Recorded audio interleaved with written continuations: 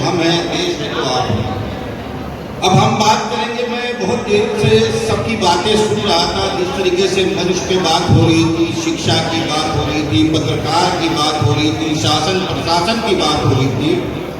लेकिन आज के इस युग में मैंने देखा है, बुरा मत मानिएगा मेरी बात का, मैं सत्य कहता हूं, आज के इस युग में अगर आप सत्य लिखेंगे तो आप शासन और प्रशासन की नजर में अपराधी हैं।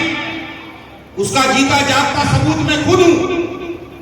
और आज कितने ऐसे लोग भी हैं, यूट्यूबर भी हैं कुछ इसमें ऐसे, कि जो पत्रकारिता को बदनाम कर रहे हैं 100, 200, 500 में लेके।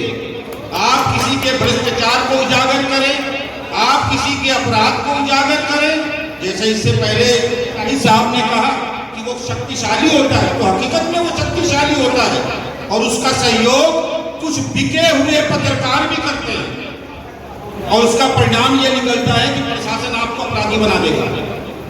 अरे नियम तो ये है कि किसी के खिलाफ अगर कोई प्रार्थना पत्र जाता है तो आप निष्पक्ष उसकी जांच करें, अगर वो दोषी पाया जाता है तो उसके ऊपर आप मुकदमा लिखें। लेकिन होता क्या है, खासकर हमारे आजमगढ़ जिले की पुलिस में, कि अगर आपके खिलाफ प्रार्थना पत्र चला गया, आपके ऊपर मुकदमा लिख दिया जाएगा, फिर ये कहा जाएगा कि हमको ऊपर से प्रेशर था इसलिए मुकदमा लिख दिया गया, आप कोर्ट में करे जाके निर्दोष साबित हो जाए।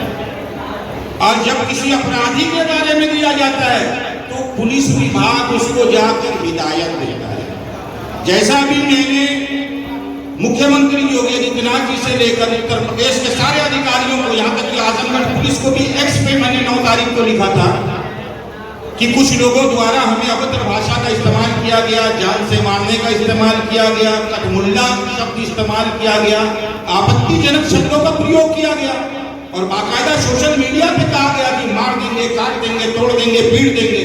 और जब मैंने उसकी शिकायत की एक्स पे, तो हमें यह कहा गया आजमगढ़ पुलिस द्वारा कि जांच कर आवश्यक कार्रवाई की जाएगी। लेकिन देवगांव थाने की पुलिस क्या कहती है, हमने उनको हिदायत दे दी, आईटी एक्ट 66 और 506 के खिलाफ जिसके ऊपर मुकदमा करना चाहिए उसको आप हिदायत देंगे, यानी जो फरियाद लगाए आप उसको अपराधी घोषित कर देंगे।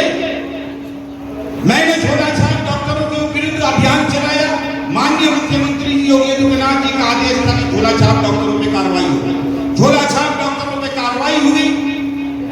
Additional CMO, deputy CMO, CMO सभी ने बाइट की, उस बाइट को चलाया गया, तो क्या ये अपराध है? और हमारे ही पत्रकार संघ भारत के कुछ लोग ऐसे भी हैं जो वो झोला छाप डॉक्टरों का संरक्षण करते हैं, जिनका ये कहना है कि ये राष्ट्रीय पत्रकार संघ भारत संगठन सिर्फ हिंदुओं का संगठन है, मुसलमानों का संगठन नहीं है। हम सिर्फ हिंदुओं के लिए काम करते हैं, मुसलमानों के लिए काम नहीं करते। बार बार राष्ट्रीय अध्यक्ष जी ने हर मीटिंग में कहा कि आप लोग जाएं, आजमगढ़ डीआईजी से मिले, आजमगढ़ एसपी से मिले, लेकिन प्रदेश अध्यक्ष विनोद सिंह जी ने, मैं इस मंच से कहता हूं मुझे डर नहीं है, क्योंकि हो सकता है कि कल मैं इस संगठन में न रहूं। प्रदेश अध्यक्ष विनोद सिंह जी ने कहा उन झोला छाप डॉक्टरों से, मेरे पास इसकी ऑडियो है, मैंने राष्ट्रीय अध्यक्ष को भी भेजा है, अपने सारे साथियों को भेजा है। क्या कहा कि अरे आपको तो कई मरतबा कहा गया कि डीआईजी से जाके मिलो, एसपी से जाके मिलो, मैंने सबको रोक दिया, उस जबीरा के मसले में कोई नहीं जाएगा।